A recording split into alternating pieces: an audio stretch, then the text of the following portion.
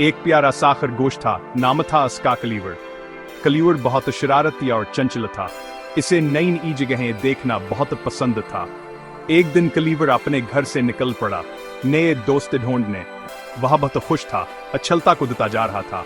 इसे उम्मीद थी कहाँ से कोई अच्छा दोस्त जरूर मिलेगा। कलीवरा एक जंगल में पहुंच गया। यह जंगल बहुत घना और सरसब्ज था। कलीवर ने कभी इतना खूबसूरत जंगल नहीं देखा था। वह दरख्तों के नीचे चलता, फूलों को सूंघता और तितलियों के पीछे भागता। उसे यह सब बहुत अच्छा लग रहा था। कलीवर थोड़ी देर चलने के बाद थक गया था। इसने सोचा क्यों नहीं थोड़ी देर आराम किया जाए। वह एक दरख्त के नीचे बैठ गया। दरख्त की ठंडी छांव में इसे बहुत सुकून मिला। कलीवर ने अपने इर्द गिर्द देखा। इसे हर तरफ खूबसूरती ही खूबसूरती नजर आ रही थी। कलीवर ने सोचा काश की जिंदगी हमेशा ऐसी खुशगवार रहे।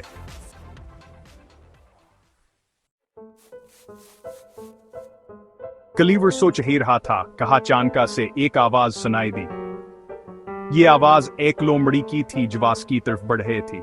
लोमड़ी बहुत भूखी थी, वो उसके अंदर कलीवर पर थी। कलीवर लोमड़ी को देखकर डर गया। वो कान पने लगा और उसे समझ नहीं आ रहा था कि क्या करे। कलीवर ने भागने के कोशिश की, लेकिन लोमड़ी बहुत तेज थी। वो तेज इसे कलीवर के करीब पहुंच रही थी। कलीवर ने दिल है दिल में दुआ की कि कोई ऐसे बचा ले। अचानक कलीवर ने सांस एक जोरदार भूख सुनी। ये आवाज एक किते की थी जो तेजी से लोमड़ी की तरफ दौड़ रहा था। किताब हाथ तबड़ा और ताकतवर था। इसका रंग काला था और इसकी आंखें चमक रहे थे। काले किते ने लोमड़ी पर हमला कर दिया। लोमड़ी डर कर भाग गई। कलीवर ने सुकून का सांस लिया। इसने किते का शुक्रिया अदा किया जिसने उसकी जान बचाई थी। किते ने अपनी जुबान से कलीवर को चाटा और उसे दिलासा दिया। कलीवर को एहसास हुआ कि ही किता उसका दोस्त है। कलीवर ने किते से अपना नाम पूछा। मेरा नाम मैक्स है, किते ने जवाब दिया। कलीवर ने मैक्स को अपना नाम बताया और उसे अपने बारे में बताया। मैक्स ने भी कलीवर को अपने बारे में बताया। कलीवरा और मैक्स दोनों बहुत खुश थे कि उन्होंने एक दूसरे को पाया था। उन्होंने मिलकर खेलने का फैसला किया। वह जंगल में दौड़ते, उछलते और एक दूसरे के साथ मजे करते। नया दोस्त, नई आजमाइश। कलीवरा और मैक्स खेल रहे थे। कहा नहीं एक आवाज सुनाई दी।